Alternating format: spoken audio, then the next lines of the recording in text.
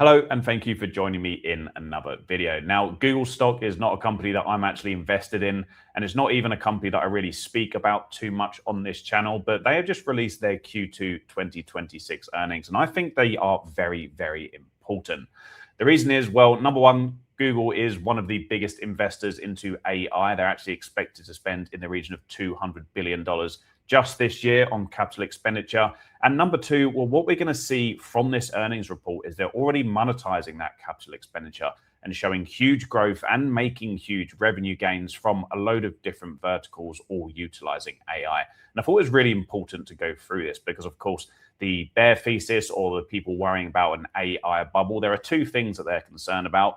Number one is that all this money is just getting blown and spent on these data centers and GPUs, and that's actually causing companies to go negative when it comes to their free cash flow. And number two, people are worried about, okay, are we actually going to get real economic value from this? Is it going to grow the businesses, create more revenue, and eventually create more profit as well? And I think this recent earnings report has actually been very, very important in dispelling those myths in real time. So we're just going to go through the earnings report, and then we're going to go through a few other stocks as well to try and see how the market is reacting to this. Okay, so just to go through the earnings report and some of the key highlights they got there, because again, what I was saying, why I'm so excited about this is because they're making real growth and real revenue from their AI, from monetizing all of this investment. And it is also showing that their customers are loving their AI products as well, which again is very, very important. It's all well and good investing all this money into AI. But at the end of the day, we need to be providing real economic value to make people want to spend their money on these products and services that are built using AI. So first of all, we'll go into the innovation that Google has been creating in AI. And this has been very, very impressive. They were seen as quite a laggard in the world of AI, and it was seen as basically a big threat to search. But now they have come out with so many new models and so many new ways to monetize Gemini. You've got Gemini Nano Banana Pro, their image generation, which was incredible when it first came out. Gemini in Chrome, Gemini 3.5 Flash, Gemini Spark, Gemini Omni, Genie 3 for AI Ultra subscribers. They're really getting Gemini into everyone's hands in lots of different ways. And that's the advantage of Google because it has so many ways that people use their company that they can then implement AI into. So they're not slowing down on the Gemini side of things. And there's a reason why they're not slowing down on the Gemini side of things, and they're not slowing down in the capital expenditure investment that they're doing. So on a top line level, Alphabet, the holding company, the group of Google, grew 24% year on year on a revenue basis. That is huge growth for an already really, really big company. And search, that is still showing really good gains as well. As I said, people worrying about search possibly getting disrupted, but it seems that they're monetizing search well better than ever. And they're probably using AI to help them do that as well. They spoke about in the call actually using AI to increase the match rate and make basically searches match better to the queries and the ads that are coming up. And of course, they're going to be advertising inside of the AI previews much more as well. Now, this is the big one, an 82% growth in their Google Cloud business, which is absolutely insane. They've now got over $500 billion in backlog for this business. So their cloud business is the easiest way for them to monetize all of these GPUs and data centers that they're building out. It basically enables other companies to use all these GPUs and to use Google's AI cloud services. That is showing huge, huge growth as well. In terms of people using Gemini, so 22 billion tokens per minute, and that is versus 16 billion just last quarter. So they're giving huge growth still on the amount of tokens that people are using in Gemini.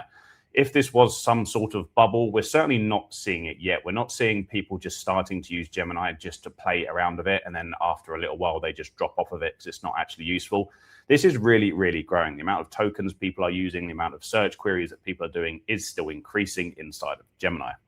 YouTube, this is one of the slowest performing parts of the business, but still showing a 13% growth. And they're also knitting AI into this with their recommendation system.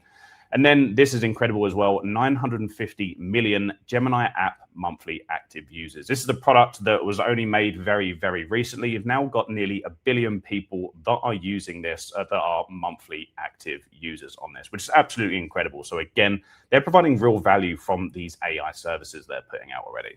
A quick look at the income statement as well. Absolutely fantastic growth. Revenue growth of 24% year on year.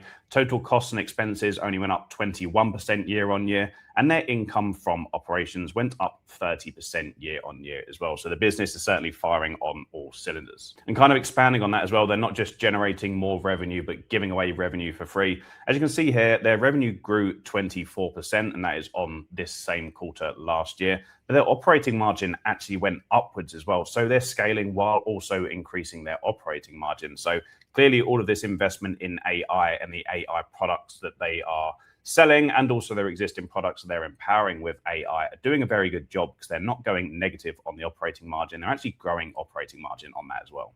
And now the big one, as I said, Google Cloud revenue and operating income. So Google Cloud, this same quarter last year grew 32% year on year, really, really good growth. This year, that's gone up to 82% growth year on year. So Google Cloud, that is how people can go and use Google's AI cloud computing platform and use all these GPUs and data centers they've got. And they can use that, well, basically for using Google's tools and also building their own applications and amplifying their business with AI as well. So a huge 82% growth in revenue there. And their operating margin actually increased. And this, of course, come because of the efficiencies of scale that you get from growing a business that is this big. As soon as you get more incremental revenue on that, your fixed costs get amortized, and so your operating margin is increasing. But this is what you want to see from a growing part of a business. You're seeing revenue growing, and you're also seeing margins improve on that as well. Certainly very, very positive things. And now capital expenditures. We're going to get onto this a little bit more later in the video. But as you can see here, they have been rising rapidly, up at just under $45 billion for the past quarter. And they're still targeting to increase that further this year. And that is what is always getting the market spooked. You can see this rapid increase in capital expenditure. However, if we go back through the previous slides that we've just been through, wouldn't you be spending this much on capital expenditure for AI as well? When your business is growing this fast, you're making this much more revenue and your operating margins are improving. This seems like a very, very good investment. And I think at this point, they're clearly seeing how useful all of this investment is for their business. And that is why they're not being scared about just investing more into that. The way I see it is, imagine you have a website and you have 5 products, and all of a sudden one of your products just starts flying off the shelves and you're selling double all the amount of products. Well, wouldn't you want to invest in more factories or more parts or investing in more supplies so you can build more of that one product? You are, of course, using all of the profit that you're getting, but you're doing that because you can see that you can sell much more in the future. And that is what Alphabet is doing here with this capital expenditure, even going as far to actually issue equity, which they did do not that long ago as well, because they need even more money to invest and grow even faster. And now looking at the free cash flow, as you can see, Q2 2026 here, just under $6 billion have been lost. They have gone negative in their free cash flow. And that is because they are investing so much of their cash just going back into capital expenditure to expand their AI capabilities. They're actually doing this so much that, again, they are issuing equity to get even more cash on top of that to basically accelerate how fast they can do this AI build out. And now I just wanted to touch on this CNBC News report, which just gave a quick summary of these earnings, because we can kind of get a look at how the broader retail and investing market is looking at this and why they're actually getting still quite scared about this. We'll go on to the Google stock in just a minute. But as you can see here, Google parent Alphabet reported better than expected revenue for the second quarter on Wednesday, driven by growth of 82% in its cloud business. But the stock sank in extended trading as the company lifted its forecast for capital expenditure. Again, they're showing crazy good growth, they're showing great margins, and they're showing huge growth that is potentially coming in the future. But people are still getting scared about the fact that they're investing in the future with all of this capital expenditure. If we go down a bit further, they are kind of doubling down on just how much they need this. We are still in a supply-constrained environment, Finance Chief Anna Ashkenazi told analysts on the company's earnings call. I think we've said this now for multiple quarters in a row. Again, we have been hearing this again and again, and we are seeing very strong demand both from external cloud customers as well as across the business. They're seeing huge demand for what they're spending and huge demand for their AI services from external cloud customers in the Google Cloud business, but also across the business, which they are now empowering with AI pretty much in every single touch point. And they also touched slightly on another piece of news that has been shaking up the AI markets, which is the acceleration of the cheaper Chinese open source models. Meanwhile, Google is seeing intensifying pressure from Chinese open weight tools as businesses crack down on rising token costs. Google, which debuted free, cheaper Gemini models this week, faced blowback earlier in the month after reportedly delaying the launch of its Gemini 3.5 Pro model. CEO Sundar Pichai said that the model is undergoing testing and the company is already investing compute into Gemini 4 to compete with frontier model makers like Anthropic and OpenAI. So Gemini has been making leaps and bounds. It is getting used so much more than people expected, I think, from when it was released not too long ago. There has been a bit of a delay in their 3.5 model, but they're working very fast on this and are already working on Gemini 4. And the reason they're doing this, well, they want to compete on the high intelligence level with the likes of Anthropic and OpenAI, but they also want to use, for example, their cheaper Gemini models that they're mentioning here to compete with these cheaper open source models as well. So they really are working on all angles here. And now to take a quick look at the stock as well, you can see in the free market down nearly 4%. And that is after Alphabet has been on a bit of a slide recently as well. So if we look at the year to date, you can see it's actually declined from its all-time high, just near enough touching $400. People are still getting worried about this capital expenditure. And why I thought it was important to go through this earnings report, again, I'm not invested in Google, but this is what I want to see from the AI investment thesis. This is what I want to see in terms of where is this investment going.